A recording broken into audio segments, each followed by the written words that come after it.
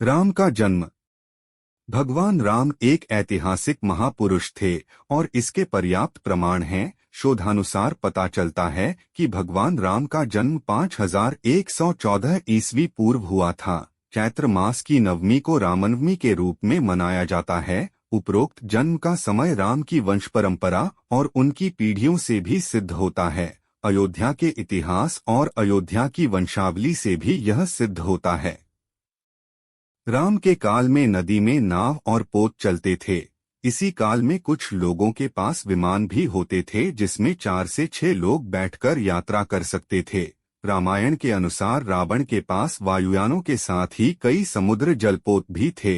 रामायण काल में शतरंज खेला जाता था। इस खेल का आविष्कार लंका के राजा रावण की रानी मंदोदरी ने किया था। तब इसे चतुरंग कहा जाता था। यह भी कहा जाता है कि राम के काल में पतंग भी उड़ाई जाती थी। राम रावण युद्ध केवल धनुष बाण और गदाभाला जैसे अस्त्रों तक सीमित नहीं था। कहते हैं कि युद्ध के दौरान राम सेना पर सद्धासुर ने ऐसा विकट अस्त्र छोड़ा जिससे सुवेल पर्वत की चोटी को सागर में गिराते हुए सीधे दक्षिण भारत के गिरि को भी समुद्र में गिरा दिया था। सद्धासुर का अंत करने के लिए बिजली के आविष्कारक मुनि अगस्त्य ने सद्धासुर के ऊपर ब्रह्मास्त्र छुड़वाया था जिससे सद्धासुर और अनेक सैनिक तो मारे ही गए। लंका के शिव मंदिर भी विस्फोट के साथ ढहकर समुद्र में गिर गए थे। इसी तरह उस काल में दूरबीन भी होता था।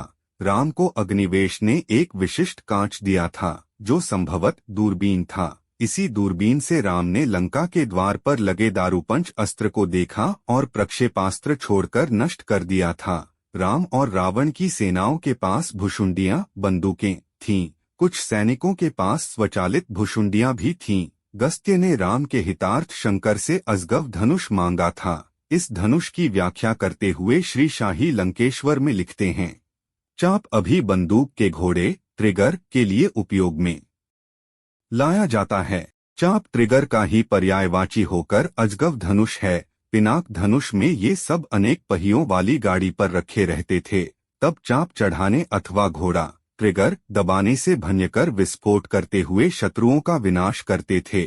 इसके अलावा दूरभाष की तरह उस युग में दूर नियंत्रण यंत्र था जिसे मधुमक्खी कहा जाता था। विभीषण को लंका से निष्कासित कर दिया था। तब वह लंका से प्रयाण करते समय मधुमक्खी और दर्पण यंत्रों के अलावा अपने 4 विश्वसनीय मंत्री अनल, पनस, संपाति और प्रभाति को भी राम की शरण में ले गया था। राम के काल में सभी लोग बहुत ही नैतिक और सभ्य थे। सभी मर्यादा में रहकर जीवन यापन करते थे। अधिकतर लोगों को वेद का ज्ञान था। गौतम बुद्ध के पूर्वज राम वैवस्वत मनु के 10 पुत्र थे। उनमें से एक इक्ष्वाकु के कुल में रघु हुए। रघु के कल में राम हुए। राम के पुत्र कुश हुए। कुश की 50वीं पीढ़ी में शल्य हुए जो महाभारत के काल में कौरवों की ओर से लड़े थे। शल्य की 25वीं पीढ़ी में सिद्धार्थ हुए जो शाक्य पुत्र शुद्धोधन के बेटे थे। इन्हीं का नाम आगे चलकर गौतम बुद्ध हुआ। यह नेपाल के लुम्बिनी में रहते थे। सिद्धार्थ के बाद राहुल, प्रसेनजित, शूद्रक, कुलक, सुरथ, सुमित्र हुए। जयपुर राजघरा की महारानी पद्मिनी और उनके परिवार के लोग की राम के पुत्र कुश के वंशज है। महारानी पद्मिनी ने एक अंग्रेजी चैनल को दिए में कहा था कि उनके पति भवानी सिंह कुश के 309वें वंशज थे।